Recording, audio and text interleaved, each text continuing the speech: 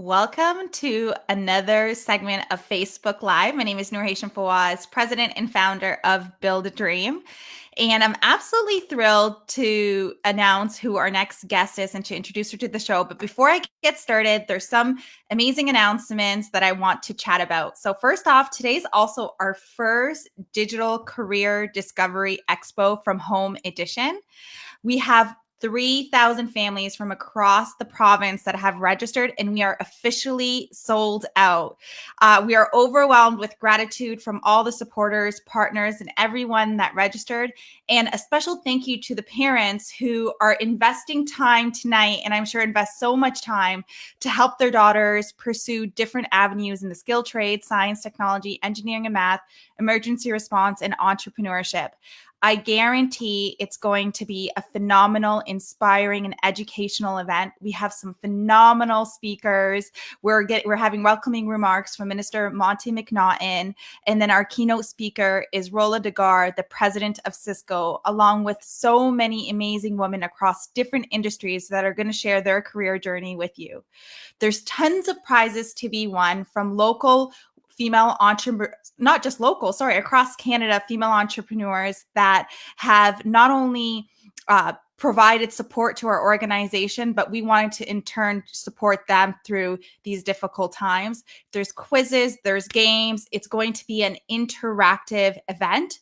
Additionally, we are doing a special giveaway. Everyone that has registered and is attending tonight is going to have a sneak preview access to our special career navigating tool. So stay tuned for some exciting events. If you missed out on the opportunity to register for tonight's event, please subscribe to our email list so we can ensure that we get you this information, because this will be happening again. So again, congratulations and thank you so much to all of you for supporting Build a Dream and continuously showing that it does matter and that we need to continue on moving the diversity and inclusion and include women in that conversation.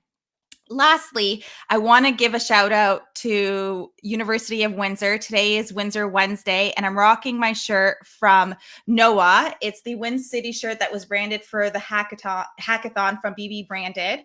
And BB Branded has a great YQG local shirt that I still need to get my hands on that has been made specifically for Windsor. But University of Windsor is one of our corporate partners, and they have supported Build a Dream from day one and continue to help us see our potential in educating young women about career pathways in engineering, science, and business. And today I'm so excited to welcome Jenan Abderrahman, who is a female engineer and works for one of my favorite employers, Enbridge. Welcome to the show, Jenan. Thank you so much. I'm really, really excited to be here. How are you doing today? I am doing great in self-isolation. It's been, I think, like week 12 or something. It's been a Yeah, lot. I've I've lost lost. count of the weeks, but it's been good. I'm grateful. Yeah. So I want to just kind of dive deep into your bio. I have to read it because it's really fascinating, and I want to know because you're relatively new to Enbridge, and based on what I saw, then you would have started during COVID. I And did. I did. okay, so we're going to dive a little bit deeper, but let me start off by reading your bio and getting our audience to learn a little bit more about you. So Jenan is a dedicated engineer in training, skilled in various elements of the engineering process, consistently finishing projects on target no matter of the challenge. Elementary skills in project management, procurement, budgeting, resource planning, and scheduling. Knowledgeable in Hyper-V based virtual environments. Part-time robotics teacher and curriculum planner for young students. Advocate for STEM education and inclusion and diversity in the workplace. Eager to learn and further gain experience on engineering skills, practices, and implementation.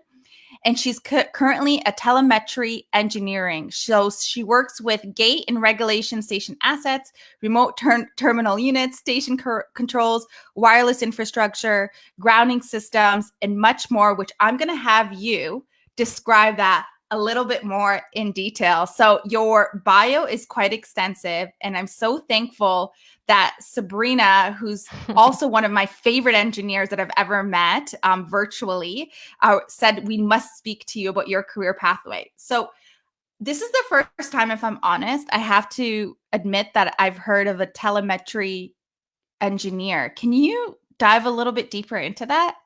Yeah, so basically all that telemetry kind of encompasses is measurement and monitoring of different what we call assets, but basically it's if there's a station or a building that's kind of remote and hard to reach or hard to get to, and you need information from that station, then you'll use telemetry or telemetry principles to get the information from that station. So they use it for as an like a very popular example in like the space industry, they would use it to get coordinates from like satellites.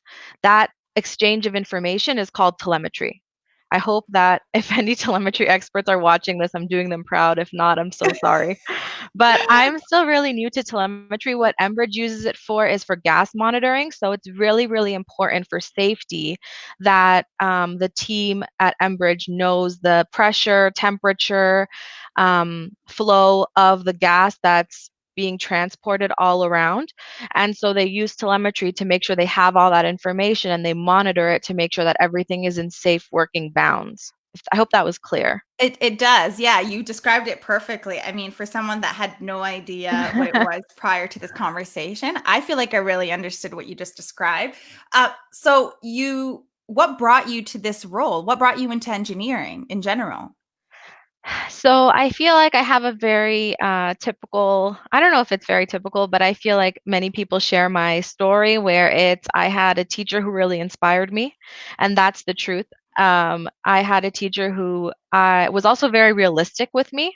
I told them that I wanted to be a physics teacher, and at that time, the market for teachers was very difficult. It was very difficult to become a teacher. There wasn't a lot of demand because there were a lot of teachers graduating from teachers college. And so he was like, you know what? You like physics, you like math, you want to be a teacher in physics and math anyways. So why don't you try engineering? And then if you want, after you're done, see what the market is like for teachers. And if it works, apply for teachers college. And if it doesn't, do engineering for a bit. And it turned out that I really enjoyed engineering, especially going into it not really knowing what it was or what my job would look like at the end. But I ended up going into it and I studied aerospace engineering at Ryerson. And when I graduated, I realized that aerospace was kind of very specific. And I'm a more broad person. I want to learn a lot more about a lot of different things. So I ended up going into a system integrator called Lakeside Process Controls, who were amazing and they taught me so many things about so many different industries like water treatment, chemical. We worked in pharmaceuticals. It was just wonderful and I feel like I learned so much. And one of the customers who I happened to work for was Enbridge, and I really loved the team and the things that they did. And so when the opportunity arose, I thought that it would be a really good step for me. So then I went into Enbridge. And you started at Enbridge 2 months ago or a month and a half ago? Yeah, I think it's like 6 weeks this week. So it's been quite an interesting process, onboarding and starting at a new place during COVID.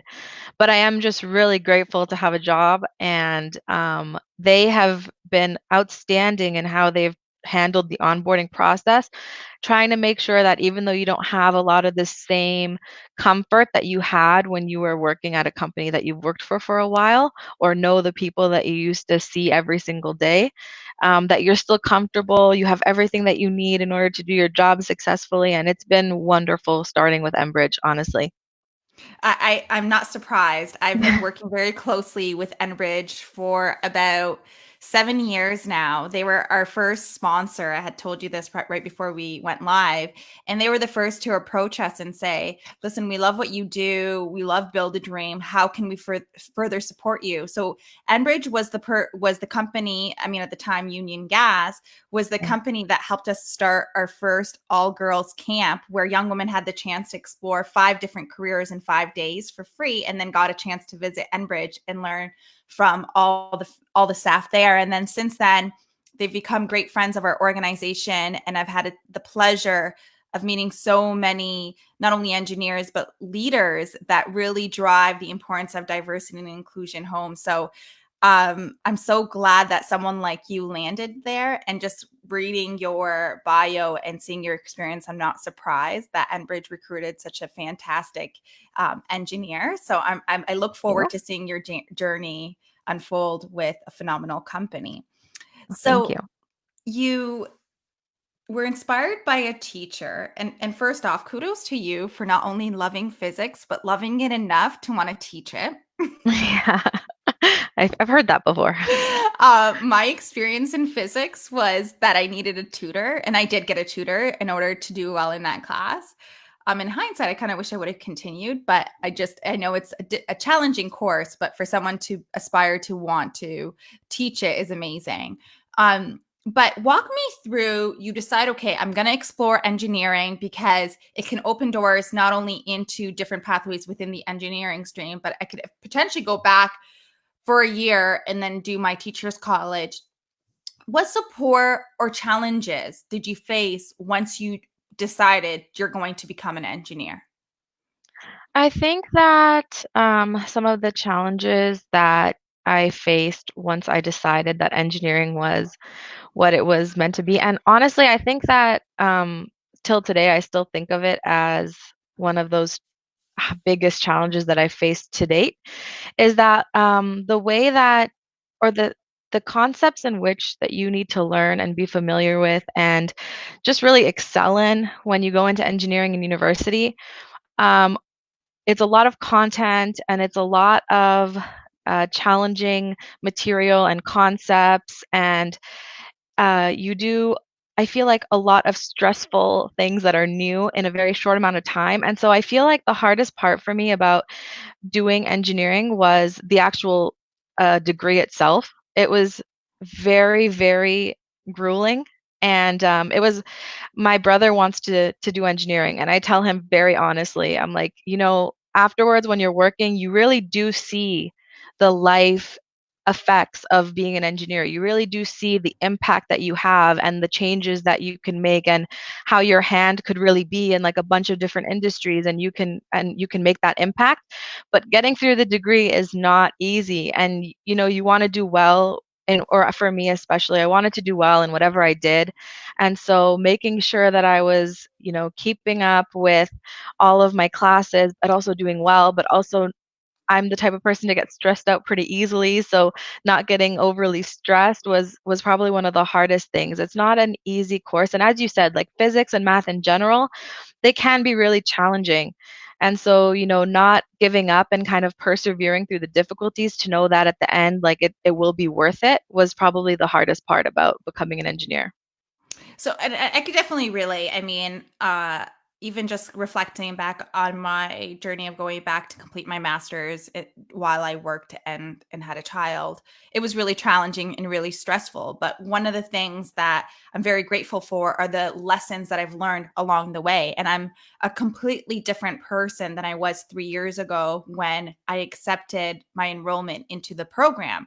So, Mhm. what lessons and life lessons did you learn? Because the reality of it is, stress is going to be there. It's how we manage and cope with the stress, and how we address the challenges in front of us. So what are some tips that you could provide to those that are having a hard time coping or are facing challenges, and that may deter them from doing something that they actually love, but if they applied the right skills or attitude, they could actually excel?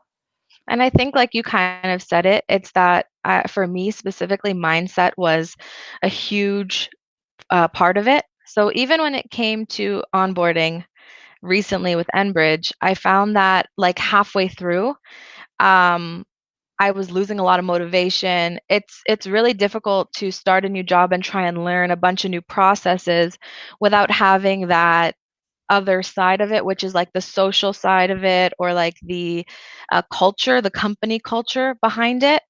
And I think that applies in university as well, like having the mindset that, first that it's temporary and that there are other things as well that help you through it. So for example, what I did was I found a really great group of friends who Sabrina was a part of, and we honestly worked through a lot of the challenges together and a lot of the difficulties and stressful assignments or things that we were working on. We did that together and it helped a lot. And so I think mindset is a huge part of it, and sometimes it's really hard to realize that you need that mindset shift. It kind of feels like whatever you're going through is just what it is. You don't really realize that your mindset plays a huge role in that. And I've had to have people tell me in order to realize it. It's that my mom might have to say, like, Jenan, like, you know, it's kind of the way you're thinking about this before I even realize that, yeah, you know what, like maybe I am thinking about this in a very negative light,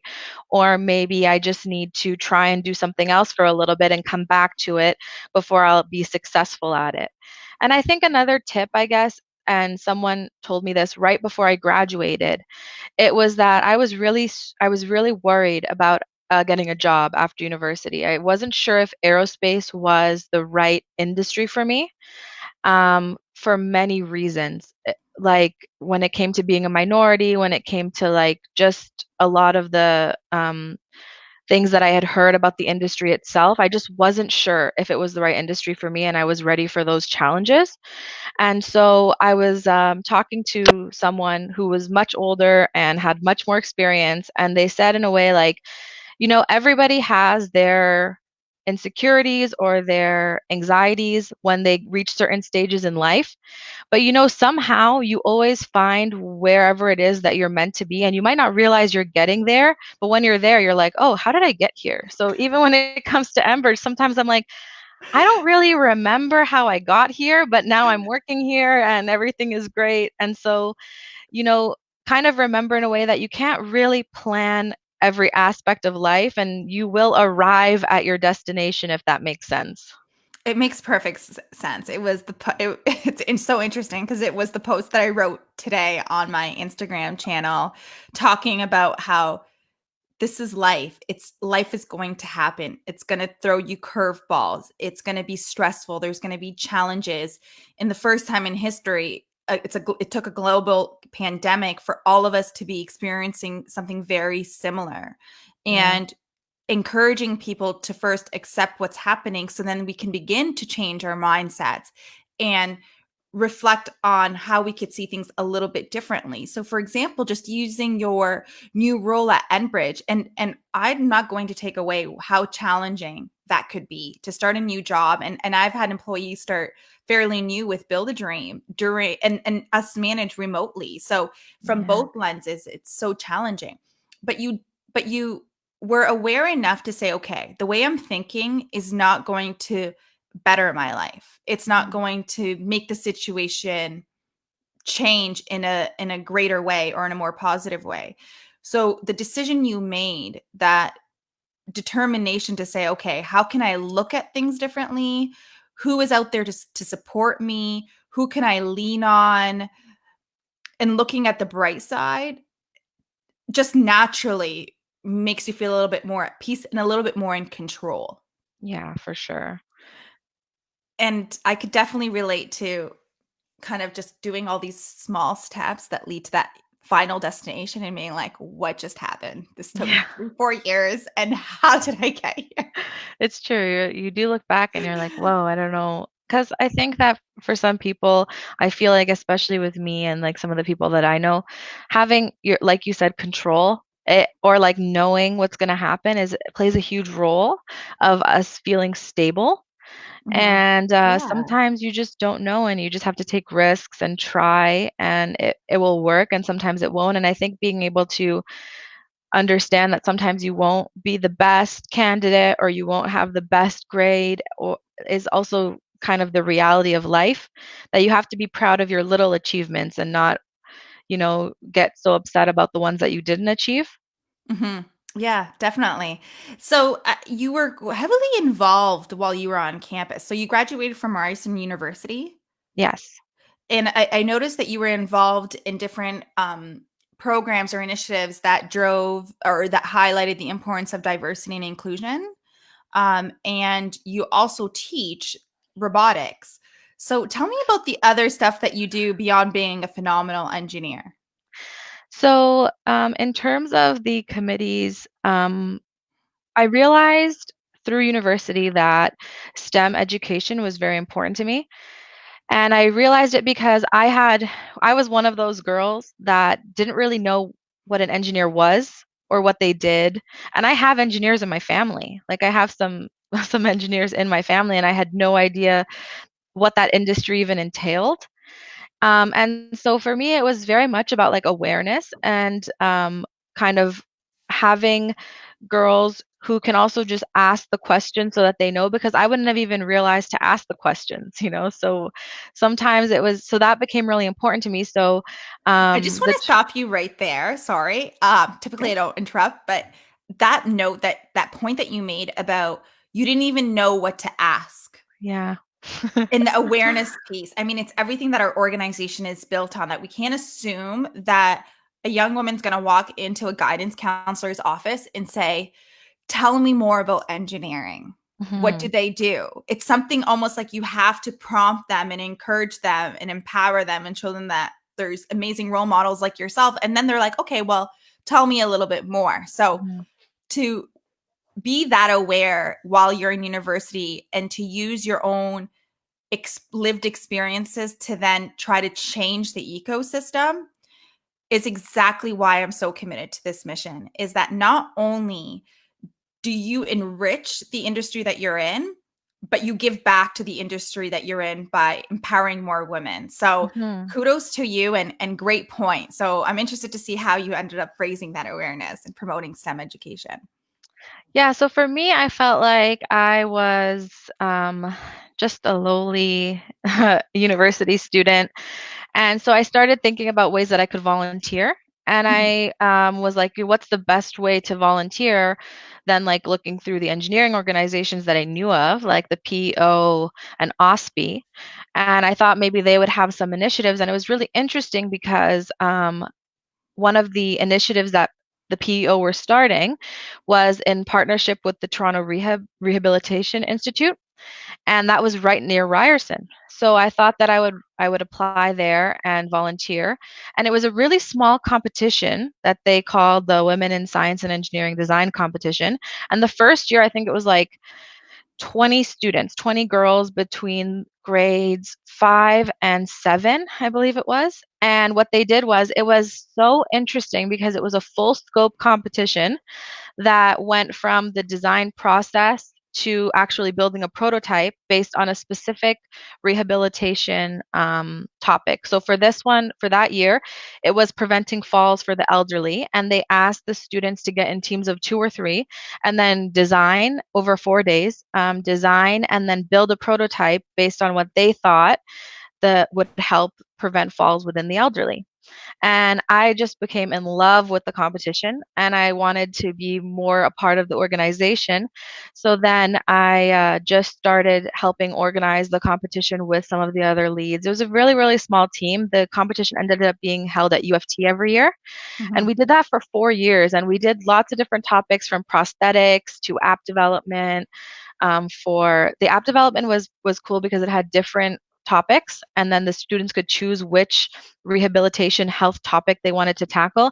And every year I was just so amazed at what they would come up with. And so then that drives you to want to do it even more, because you're like, wow, these students who are in grades 5 to 8 are coming up with things that I never even thought of. And there's so much um, like collaboration between the kids, and then we'd have experts come in and talk to them, and it was just amazing. And so I did that for a while, and then as life happens, my jobs moved to Mississauga, and the two other coordinators started families, and they just got so busy. And so I realized I still wanted to keep involved. I just didn't know how, so I started volunteering with OSPE in their inclusion and diversity and inclusion committee. And that was very interesting. It was complete change of pace. I wasn't working with kids anymore, but I was still teaching.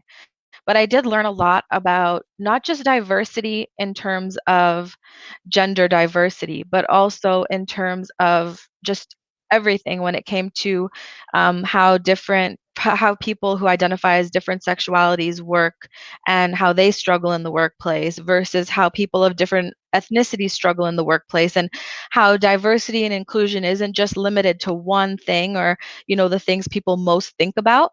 It's also, it's just so broad. And how do you try and have a more inclusive workforce just in general, not just when it comes to statistics for women or for minorities, but also just everybody? How do you really include everybody, and different strategies on that? And it was just amazing. And I'm still working with them.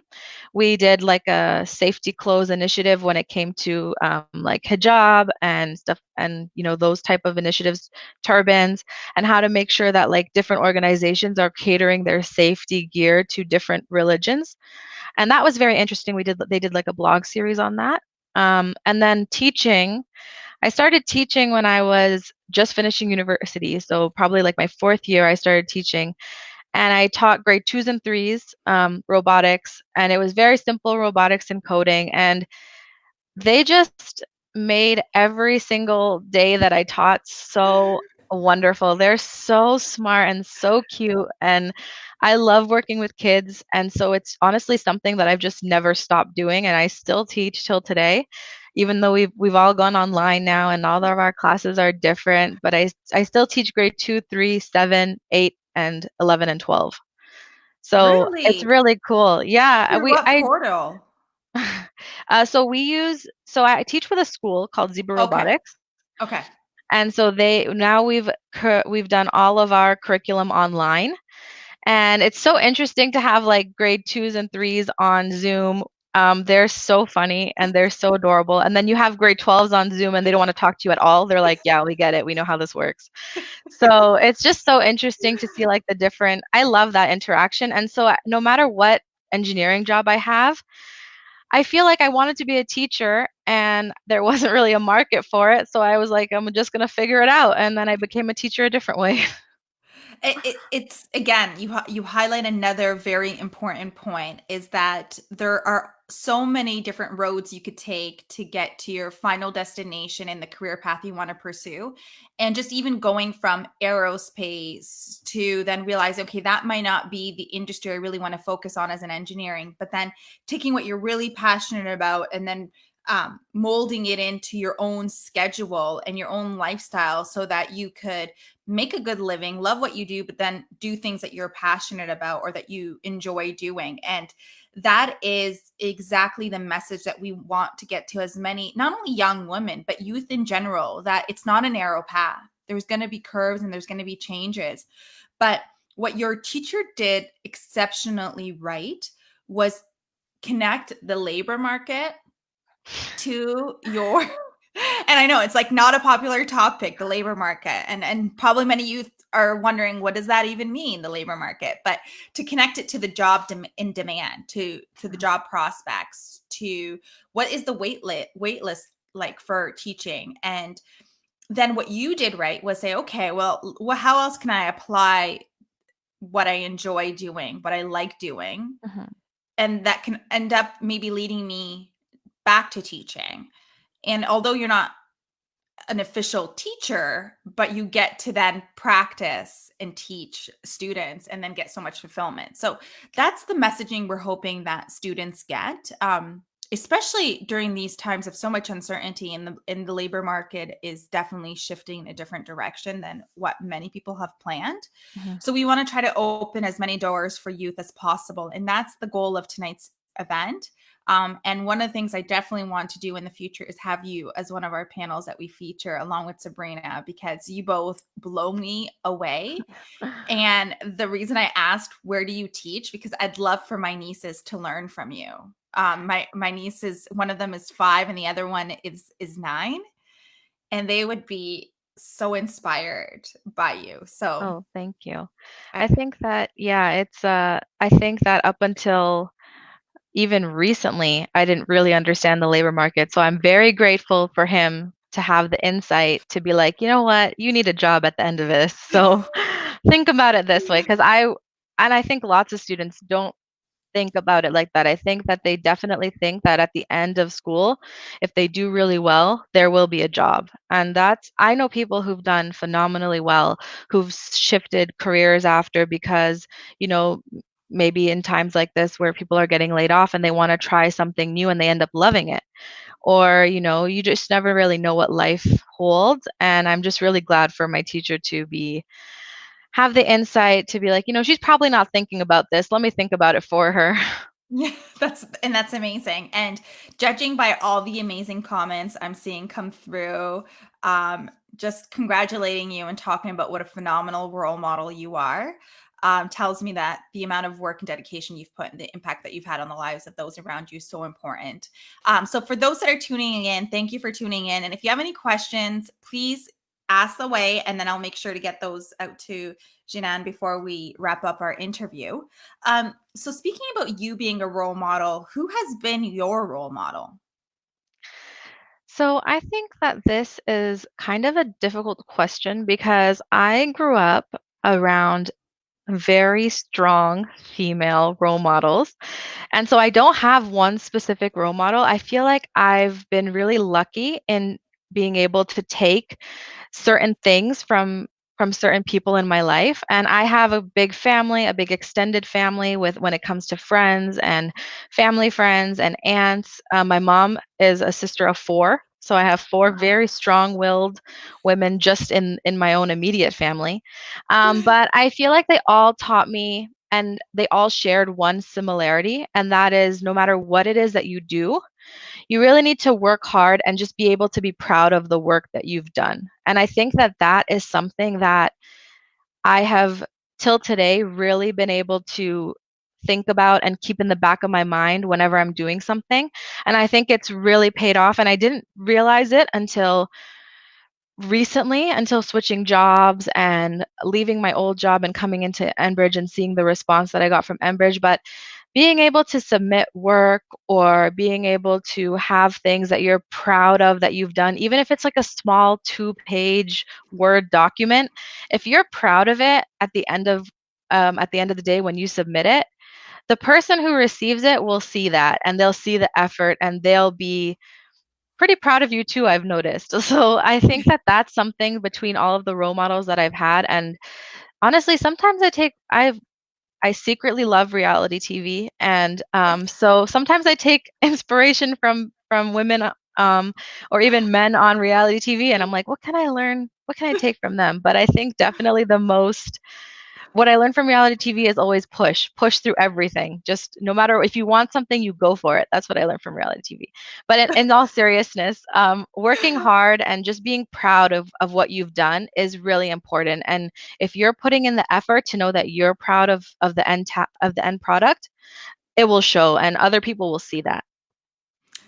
Phenomenal advice, and just keep pushing is something so key because it might actually get harder before it even gets easier, and you just Hmm. need to get through that period of time. So you've learned a lot along your journey, both from people that have inspired you, from going through the difficult challenges and learning such important content and material to become an excellent engineer. And then from getting involved in the community, whether it's through associations or teaching and clubs, and seeing that you play a role in making a difference in this ecosystem. And you highlighted a few of the things you've noticed. So, whether it was how we look at diversity and inclusion in the workforce and the way it impacts everyone, or that we need to start really young to inspire this change, and show young girls that they belong in this path. What are some pieces of advice that you would give to the average person about the role they play in driving diversity and inclusion in communities? Because I do believe that 50%, even probably more, relies on individuals. And then the system will automatically begin to shift because individuals lead systems. So, how could we challenge our own biases, both unconscious and conscious, to move the needle forward in diversity and inclusion? So I think that something that I struggle with sometimes personally, and then some things that I've seen even, or sometimes, or I know that I struggle with it. So I want to make sure that I'm not doing that in my teaching profession is if you don't know, don't assume. So like I feel like a lot of times, and I didn't realize that this bothered me until it happened recently, but I realized a lot of people assume that I'm not Canadian. There's just not, they just naturally don't assume that I am. And so even in like at work, a lot of times people would assume that I wasn't Canadian. And that's okay for you to assume if that's what you want to assume. But if you bring it to my attention, then like it's a little bit frustrating because then I feel like I have to explain my whole backstory and my origin, and that just becomes a conversation that I didn't realize I had to have. And when you're in that situation, it it's just it's a little bit disorienting, or it's a little bit it just takes you out back, it takes you back for a second, because I feel like I have a very Canadian accent and the people who talk to me on the phone have no idea where I'm from. And so then it's like, I wonder what it is that made them think that I wasn't, if it's just my hijab, or is it like, it's just sends you on like a spiral of thoughts. And so like I had a student who, what they were transitioning pretty young. And when they first joined my class, they would dress very boyish, but they had very long hair, and so you would assume that they were a girl. But then towards the end of the class, their the way they looked changed, and it was never something that I ever asked them, because of this thing that would sit in the back of my mind, that if I ask, I don't want to make them uncomfortable. I don't, whatever they're going through is their journey, and it's some of those personal details that, they're really not my business. At the end of the day, it's what my business is, that they're coming to class, they're doing their work, and they're having fun. No matter what they identify in terms of gender or sexuality is not really my business. What matters to me is their role in my class, and if they're doing well. And I think that that is something in terms of conscious or unconscious bias, that you don't really control your unconscious bias, and I understand that. And you can do your best to educate yourself, but if you really don't know, try not to assume and try not to ask, just because you really don't know what anybody else is going through, or what their insecurities are, or what they've had to face, even if they aren't Canadian, what they've had to face coming to Canada, and maybe bringing that up or highlighting that in conversation, even if it's just by accident, could really, affect them. And so sometimes you just, if they bring it up and they want to talk about it, if they want to talk about it, they'll likely bring it up. Otherwise, maybe just try not to as much. And I think that that's kind of my simple like thing that I try and live by, in order to not, hurt or offend anybody, is if I don't know, I'm not going to assume, and I'm not going to ask. If you want to talk to me about it, then I completely respect your wishes, and you're open to talk to me about anything, but I'm not going to pry. Good. No, that's great advice. I've been in similar situations, and some of the points that I try to make, or the attention to detail that I try to encourage even companies and educators make, is that messaging matters. What we say and how we say it does have a tremendous impact on the representation of women in these industries, specifically to the work that we do. And that language is something we need to address in order to see a change. And it reminds me of when I talk to women that say that when they introduce themselves as an engineer, a welder, electrician, a police officer, immediately people are surprised. Some people are surprised, or they're like, no, you're not.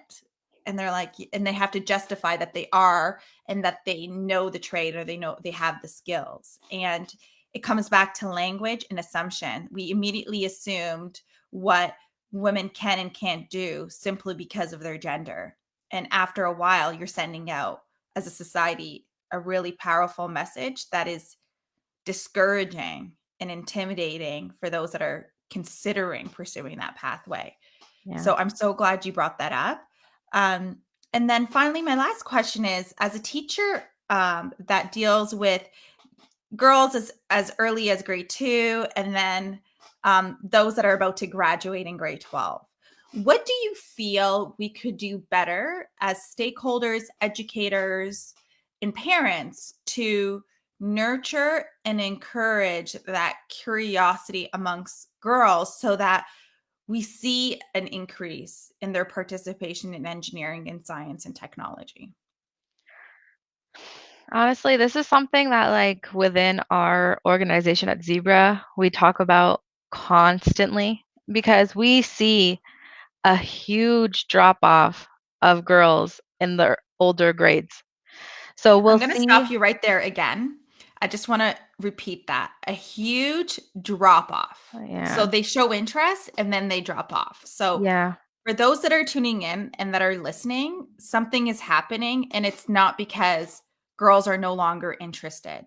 So just continue because I think that that's important is that I hear so often that it's not what girls want to do or they're not interested. But the reality of it is research after examples show that they are, but something happens as soon as they enter high school and through their high school career to discourage them from continuously pursuing it. So yeah, so you just talk about it. So have you guys come up with any?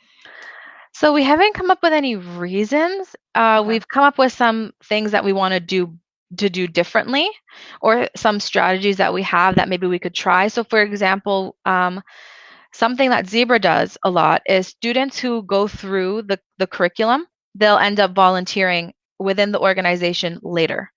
So we have some ideas of having some more of the older students maybe not continue on with classes, but maybe continue on with volunteering and seeing if they're still interested in that way.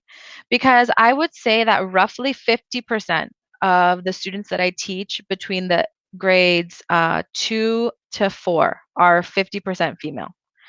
By the time, but in my grade 12 class now, I've had uh, 8 kids, 6 kids, 6 to 8 kids, and not one of them is a girl.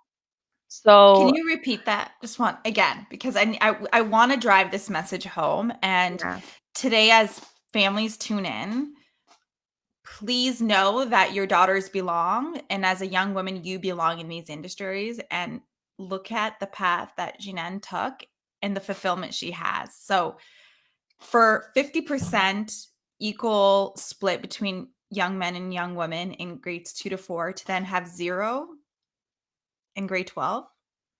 yeah, we have 0 right now, and we had like maybe between grade 7 and 9, we'll have like 20 or 30% girls. Even that's maybe pushing it. That's like on a good year, I think. Maybe I'm inflating our numbers a little bit on a good year. But so like we've tried, or we do see a good response when we do like workshops, when we do workshops for girls, we do like some, we call it gears, based off of some inspiration from some other organizations, and we'll run like electronics engineering workshops, and we did like a paint night where we did LEDs and we made them into a basic circuit, and then they did a paint night over it, and we found some really great responses because we definitely acknowledge that even though engineering and science and math is not genderized, there are a lot of things that trickle on through society where then girls are like, oh, I can't build that car. It just is so boyish. So we tried to make it in a way that you were seeing like, and I really like don't support it, but like girly activities in an engineering, science, robotics way. And we did see a good response, but then when it came time for like sign up and sign on in terms of a course, we didn't see that like Translate. response. Yeah, we didn't see it translate. And then we just weren't sure. And then interestingly enough, I was talking to a young girl who dropped off of from the course. I had heard from like some friends about why she decided to drop off, and she was in, I don't know what grade she's in. She must be just in the beginning of high school. So I was extra interested to know why she had done this program for like 5 years and then dropped off. And it was basically because on the list of things that she was doing for university or through high school, this coding course that she was doing felt like the least prioritized. Like she felt like she didn't want to do it the most out of everything else, which included and like I could be wrong on the things that it included, but I'm pretty sure it was stuff like just like what was she doing? Some kind of sport. She was doing some kind of a sport and then some kind of a musical instrument. And then she was also doing this coding class and then on top of all of her other schoolwork. And so she felt like out of all of those programs, robotics and coding was the one that she needed to cut. And I know that you're right, and not just because of the studies, just because of young girls that I've spoken to at the center who I've spoken to and they have that interest and they want to do it. I don't know why we can't retain. I don't know. I wish that I had an answer. It would solve so many of our issues. I ask my boss, and if he was watching, he would say, I ask him all the time. And then there's another teacher on our staff who also, she's like, we just, I don't know what it is. Like, we just can't get these girls to stick around. And they've even changed some of the way the teaching works so that they have some more female instructors teaching higher classes. When I first started, I only taught little kids because there was like a comfort with the parents having a female teacher teach little kids. And I didn't realize that was a thing until I started teaching. So a lot of the female coaches only taught little kids. And then roughly halfway through, we were like, you know what, we need to let these parents know that like our female instructors are as qualified as our male instructors. It's not that they're teaching little kids because they're not qualified to teach the older kids. They're teaching little kids out of comfort for the parents. So now we have female instructors teaching all the way up through grade 12 as representation, like, hey, look, if I can teach this class, you can take this class. But we just, I don't know. I don't, if you have I suggestions, let have me some know. suggestions that I'll probably take Awesome. offline. Something Awesome. that our organization and just even myself as an individual have been heavily invested in, even in pursuing my professional MBA. I targeted a lot of my coursework to better understanding what happens, why the drop off happens, and why do we get a few in, but then the numbers aren't increasing. So I have some suggestions that I'd love to chat with you and your team about offline. And if for those that are tuning in, if you want to learn more about those strategies that we're implementing, that we're encouraging organizations to implement, reach out to Build a Dream at www.webuildadream.com and make sure to subscribe to our channels so that you can get all this up-to-date information. But and beyond just kind of working with your organization on providing you some strategies, I would love to have you more involved in sharing your inspiring story and your advice and support to other females that are, questioning their role in these pathways, or even just those that do pursue engineering. I love that you talked about you lean on your friend Sabrina, who is another engineer, and your other network, and you ladies come together to empower each other. And the fact that she referred you to do this interview, and then you responded to me saying you do that for each other, that you Yeah. refer you get each other involved. And if that's not a testament to women empowering women, and that we're going to move forward together, and that we can all thrive and succeed as long as we come back to what really matters and being proud of the work, then I do see that together we can make a difference through collaboration and partnership. So, is there anything else that I've missed from your phenomenal bio and history that we should highlight today?